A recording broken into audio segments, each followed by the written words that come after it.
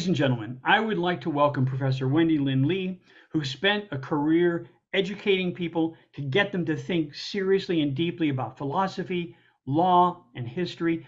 Professor Wendy Lynn Lee, welcome once again to PNN EJR. Thank you so much for your time. Glad you could join us. Lovely to be here. Professor Wendy, we are in, as the old Chinese curse goes, very interesting times. Yeah. And for those of us who have a philosophy that makes us respect all humans, all human life, who takes solace in that goal of the Constitution and the Bill of Rights that all men and women are created equal. This is a very difficult time when we find a surging force of, I'm going to call it Christian nationalism or corporate nationalism or hyper corporatism. And any of those terms I think are probably appropriate. Why don't you just give me your current rough take on where our country finds itself here in the midst of the Republican so-called convention? So I am both despairing and terrified at this point, like terrified. Personally, I'm glad to be in Maryland as opposed to Pennsylvania, at least rural Pennsylvania, where I moved from. In rural Pennsylvania, the Go Brandon and Trump 2024 signs were already up all over my neighborhood, and as we see more and more violence escalating, that just gets to be scary. So I actually feel much safer in Baltimore than I did in rural PA. So that's just my personal take. But I'm just despairing. I don't even know how else to put it. I think Trump is going to be reelected. I think that that's actually going to happen. And I have tremendous respect for Joe Biden. And my heart breaks. And I think about, like my mom, and that she suffers from dementia. And I don't know how you feel about this, but no, I mean, I'd vote, just to be really clear, I would vote for Biden if he were a rotting head in a jar covered by cockroaches. Just to be really clear. Yeah. And I see no path forward for him. And I have been watching closely the debate. Just I kept having to walk away because it was just I couldn't even watch that. It was just heartbreaking. And interview since, right, he's had some better moments, but on balance, no. I think he's got to get out. And I say that like with this, like it's a gut punch. I do not want this to be the case. It is not his fault. He is elderly. My mom at 81 was in great shape. He's not. And I just can't see how he makes it through 4 years. I don't, and now he's got COVID. And that's just, it's just like one more brick on the pile, that takes him off the campaign trail. I watched the Republican convention. Wow. I dip in and out because it's like watching a Klan rally. And it's just, and JD Vance, oh my God. I don't even know where to start. His view of women, that he would just hand Ukraine to the Russians.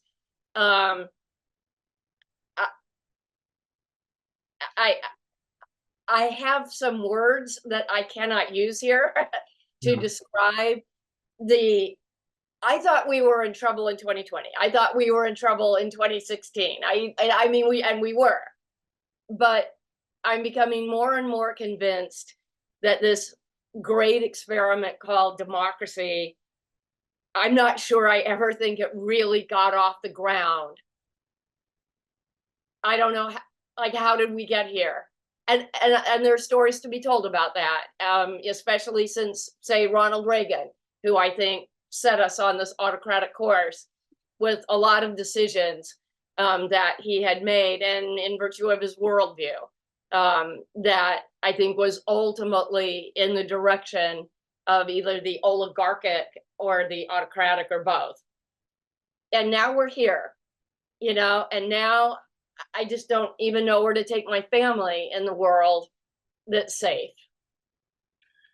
A couple other related things, but I do want to weigh in on the Biden choice. My biggest problem with the denunciations of Biden right now are that if these Democrats, and I honestly question whether they're really committed to people rather than corporate dollars, if they really felt so strongly, he didn't suddenly get this age. He didn't No. suddenly become the person that he is. He was never as articulate as pick one, Clinton, Obama, X, right? But if this was a real serious goal to improve the Democrats' chances, they should have done that before the convention. This is not the time to bring it up, in my opinion. And Yep. granted, he is an older person, and having spent some 70 plus years on this planet, we all know that there are some elders who do fine into their 90s, and there's some who cap out in their 40s, and I I think since there is not a clear favorite on the horizon, there are many good people, no doubt, no doubt. My God, Bernie Sanders, for instance, comes to my mind. But anyway, just to get over this particular hump, I really think that the time to have changed was earlier, and I think Vice President Harris is a fine option. And in my gut, I think, granted Mr. Biden's corporate background, his enthusiasm for Zionism, putting those aside, I think he has enough integrity. I really honestly do, that if he felt in his gut that he couldn't do it, I think he would step aside. That's just my personal take.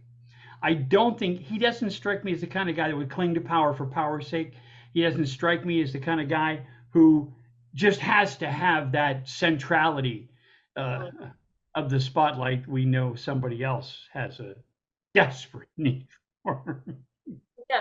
No, and yeah, I agree with you. I've been around, I just got my Medicare card in the mail. I've been around a long enough time that, I've watched Biden's career for, many years.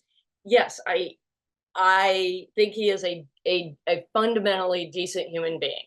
I vociferously disagree with his policy with respect to supporting the Israeli genocide against Gaza. Vociferously disagree. And having said all that, I don't think that Joe Biden comes from a place of power for power's sake or deep ego. And I also think that it may be true that he doesn't entirely understand what the stakes are, right? He insists that the polls are better than they are. And they're polls, and all polls in some ways are bad polls, but there is clearly a consistent pattern there where he's tanking. Right now, that of course raises the question: is there anybody else who could win against Trump? And I have no idea. I don't know. Could Harris win against Trump? she's polling better than Biden. Does that actually mean anything? I don't know. Maybe not. What I do know is that Trump is riding away, and I am no conspiracy theorist, but heck, that bullet, you know, Or squib. I don't think it was. I don't think it was a setup.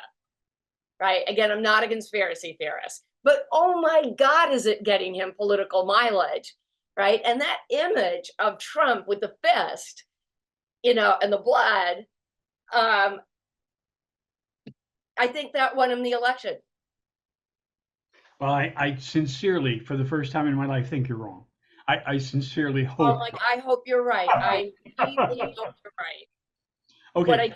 What I deeply hope is that there will be millions of Republican women who say to their partners or spouses or hubbies something like, of course, I'm at the Trump convention. I'm going to go, I'm going to go into that. But then they're going to go in to that voting booth and vote for their daughters and their sons with respect to reproductive rights.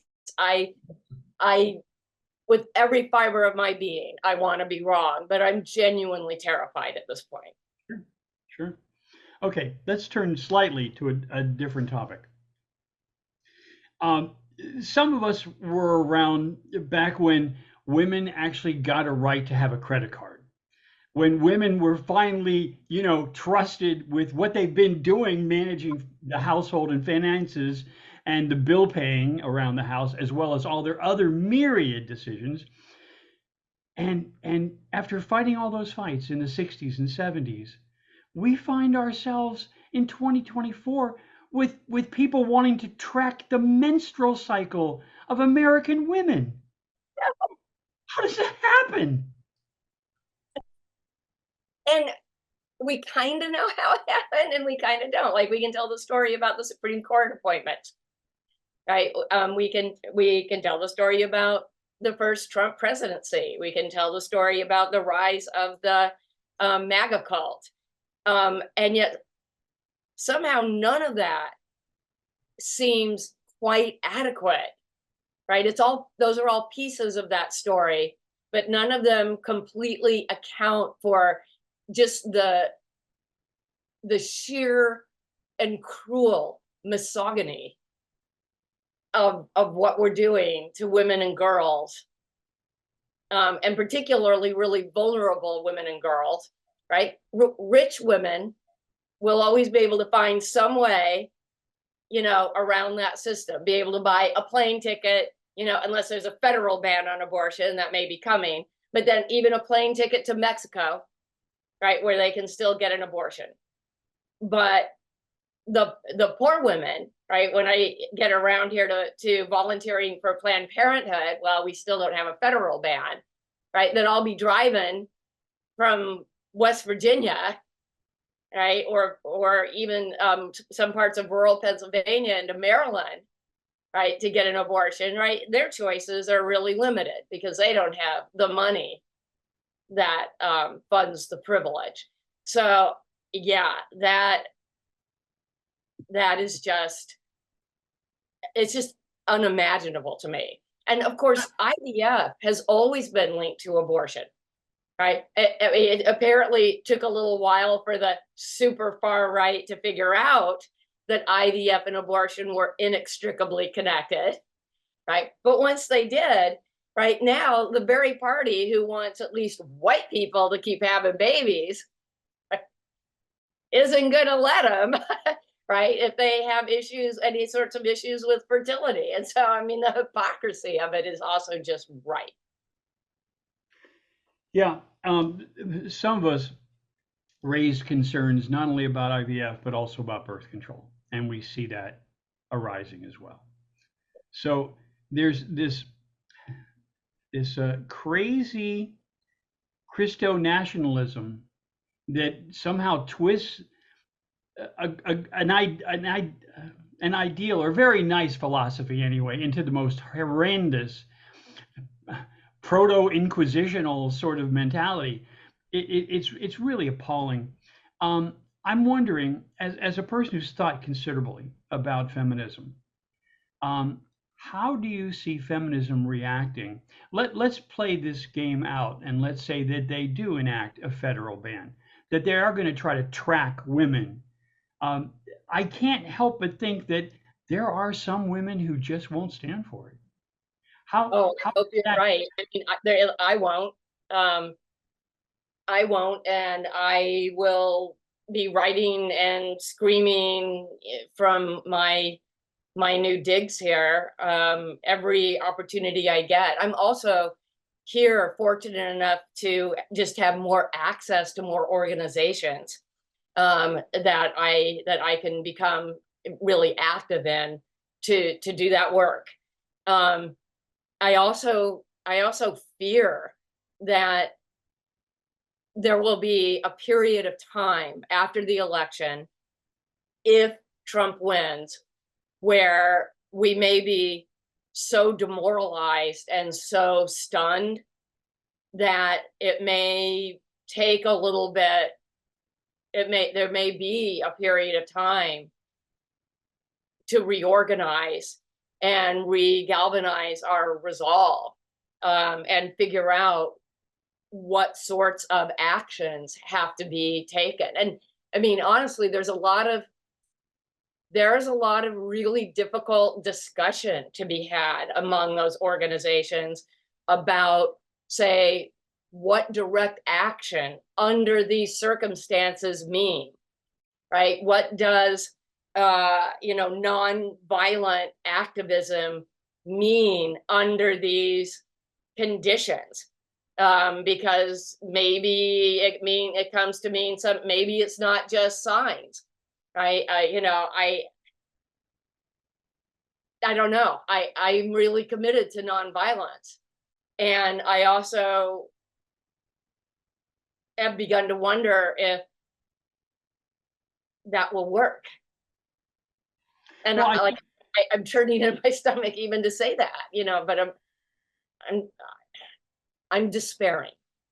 one thing I think we can feel good about is that he's promised to only be dictator for a day, and I think we You can.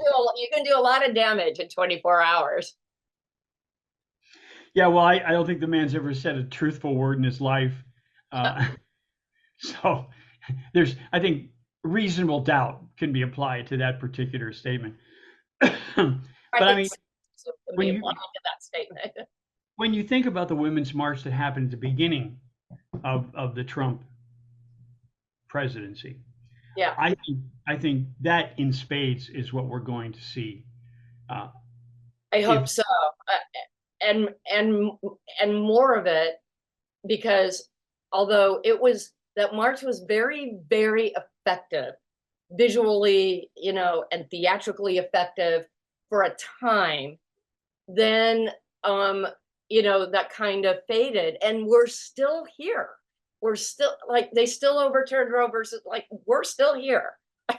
So I think there will be a lot of hard discussion about whether that's all we got, in our arsenals, and what else we got to do. I remember back to the Vietnam War days, and we had teach-ins. Mm-hmm. Teach-ins were to bring people to a place where they could consider opposing the war, because up until that time, the mentality was, you know, nationalist. You have to support whatever it is they're doing. You've got to support it, and it really took some convincing to get people around to a place where they could say, well, wait a minute, maybe we should think seriously about what's going on over there.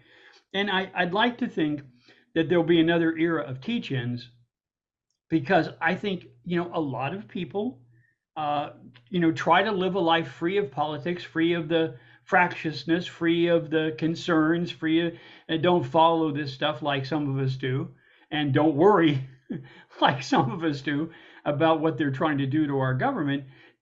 Granted, it was never a perfect union. It was never what it was cracked up to be, but it was a goal. I think it was a thought experiment that let's try for this individual human dignity thing, and corporations did what corporations do, and the powerful and the rich do what the powerful and the rich have always done, and they live a special life. And boy, if we don't need, I wonder, how do you teach law? How do you teach history in this world? How do you say to your students, we have this constitution, but this guy can do whatever he wants? That this particular former president is not constrained by law. And that, there's a question there that I have given a lot of thought. One of the reasons that I left BU was because the last several semesters, I had students in my classes, say my introduction to philosophy classes, who would say to me sometimes, every now and again, wow, I really like this stuff. I'd like to do more of this stuff. And I found myself having to say to them, oh my God, young woman, young man, I got nothing. We don't have anything. We don't have a major anymore. Now we don't even have a minor because I left and they're not going to replace me. Right. So there's nothing. Right. And that is Bible study. Bible study can replace it. Yeah. That's just deeply demoralizing. So one of the things I've really begun to think about a lot is teaching outside of the academy. So among the things I think I can do, that I'm well placed to do, right? Part of what can be my contribution to the now revolution that we're going to need to return to the idea of democracy is teach it, right? That's something that I will find my way into doing that. And I will also not be constrained by, what I respect are the ordinary rules of the academy about balance and equality. And no, now I can speak my mind, right? And I mean, to be honest, last semester, because it was my last semester in my climate change and capitalism class, right? I just, what were they going to do? Fire me? I spoke my mind. And I told my students, right? You don't have to agree. I am not grading you, right? Your decisions are your decisions, but I'm just telling you, I'm speaking my mind. And if you don't want to hear it, you want to get out, right? And they all stayed. Well, there's only 8 to begin with because who cares about climate change, right? But, that was my swan song at BU, right? And it wasn't really a swan song. It was more like an explosion of here's what I really think about this, and here's why we are in trouble. And so in a teach-in in that kind of format, that's a contribution I can make, especially around the environmental issues, women's issues, the geopolitics of our current state of affairs, what's going to happen to NATO, whether or not in the future we're going to see an alignment of if Trump is reelected, and again, I hope you're right and I'm wrong, that we'll see an alignment between the United States and Russia and India and China. All autocratic, right? All corporate fascism, right? Or oligarchic. And that is just a terrifying prospect. But I think that could happen, right? It's unthinkable, and I think it could happen. I know that you've spent a little time paying attention to the Turning Point movement and its related activities. Now that it's mainstream, now that it's an important part of the Republican function system, how far away can the Klan faction of the Republican Party completely, off the sheets, Charlie Kirk, right, head of Turning Point, was a speaker on two nights ago? Yeah, 2 nights ago at the Republican convention, right? And I regard him, and I say this without hyperbole, and I mean it when I say it, I regard him as a contemporary Nazi. He is a Nazi, right? And again, that is a big word. I do not use it lightly, right? And I don't mean it merely as a metaphor for something else.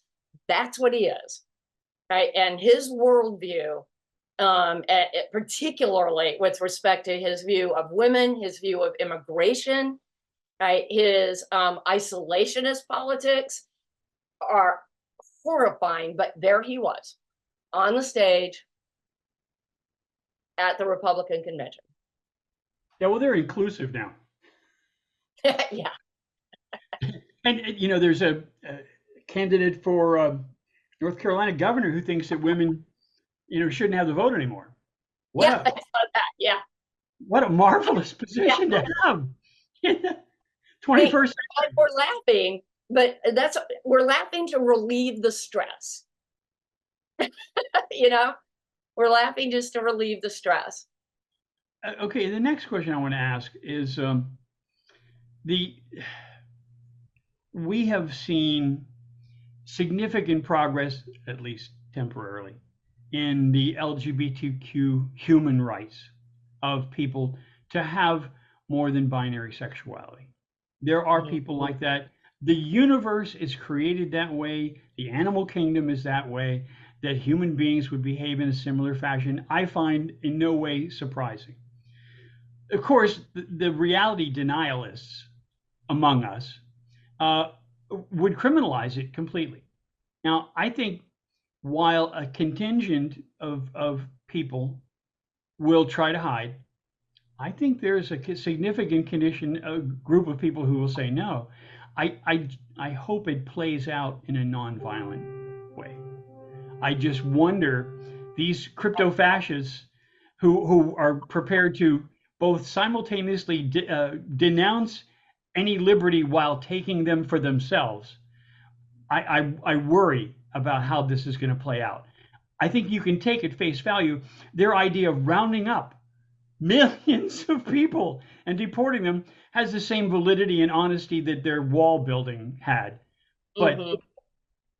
they're going to have to pretend to do it. And How? it's still terrorizing for the people who don't know whether or not they will do it. Right. No, for transsexual people, transgender people in this country, these are dark times. These are, and depending on where you live, you live in Kentucky, you live in Louisiana, you live in rural Pennsylvania. These are very dark times. And I think they are fundamentally violent times, particularly in the sense that not all violence is physical violence, right? I think that these folks are regularly assaulted psychologically, spiritually, morally. Twitter now, Elon Musk land, right, is just rife with the rantings of Candace Owens, right, of any number of others like Charlie Kirk, and the words matter, and words incite violent actions.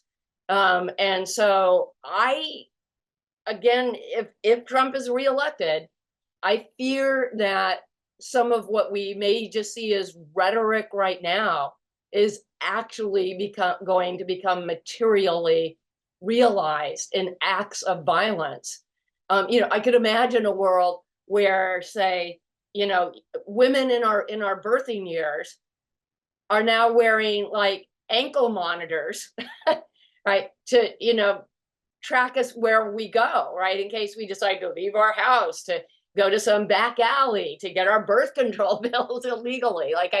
There was a time when this was all just science fiction, but now that line between dark sci-fi, Mad Maxy looking sci-fi, right, and the Republican Party, right, the MAGA cult, that line's real blurry right now, really blurry right now. And I fear for the future of, like my grandson, for example, my children, my grandson, is that world may be a far more violent world than the one we have now. And the one we have now is not great, right? It is violent. It's already violent. The Turning Point Professor Watch List I'm afraid under a Trump administration will become a formal doctrine.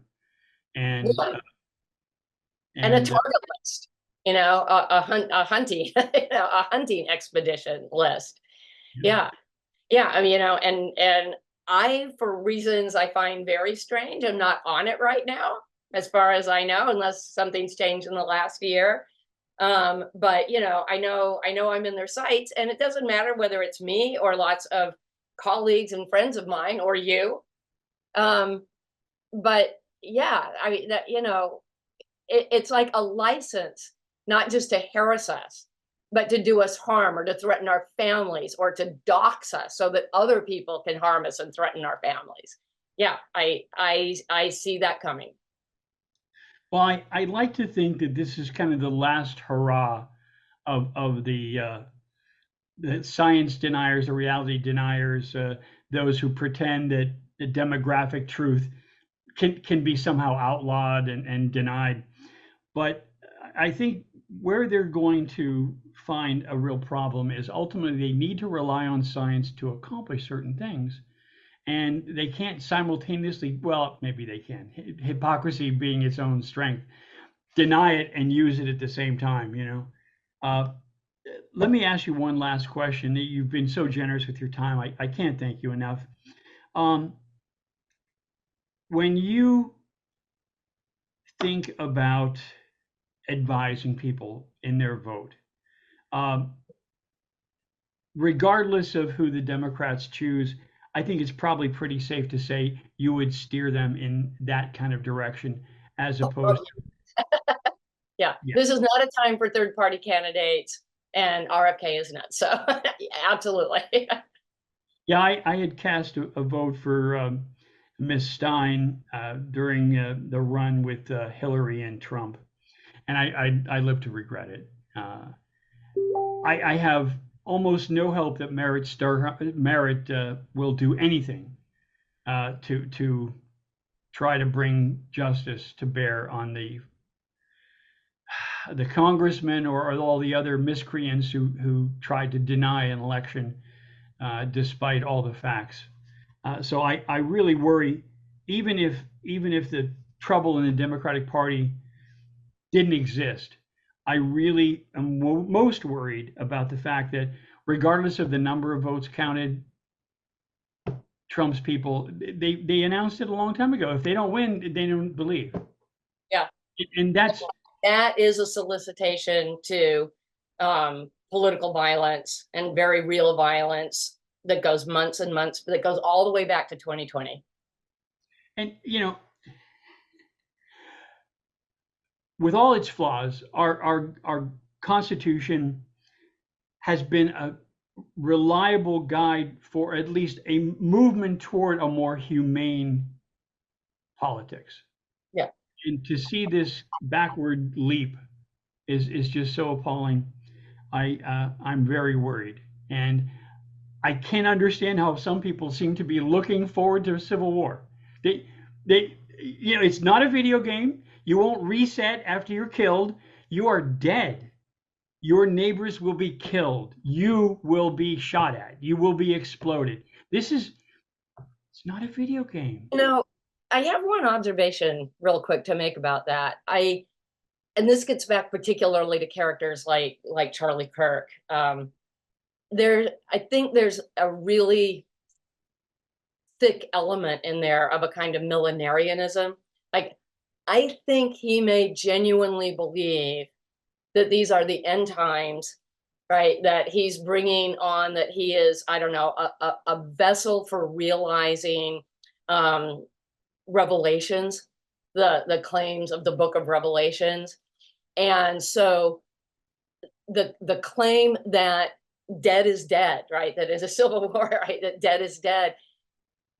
I don't think they care, because I think that what he actually believes is that he will simply be transported as one of God's soldiers to his heavenly reward. And so I think, like, we can say to them till we're blue in the face, dead is dead, right? You'll be shot, right? You will be dead. And I don't think they care. It's like, I don't think they care when we try to tell them, you're in a cult. You are a cult member. You are a groveling lackey of a cult member. I think their response is, but I'm with Jesus, Trump. Right? This is my, I mean, and Trump himself said, right, after he got shot, right, I'm not supposed to be alive, and he was clearly trying to, invoke this kind of saved by divine providence, right? And there were all these posts on Twitter, about that he's saved by divine providence. So I think that that's why we call it Christian nationalism, right? That's why, because I think this is what they actually believe. And I think this is why we don't make any headway. They don't care that they're dead.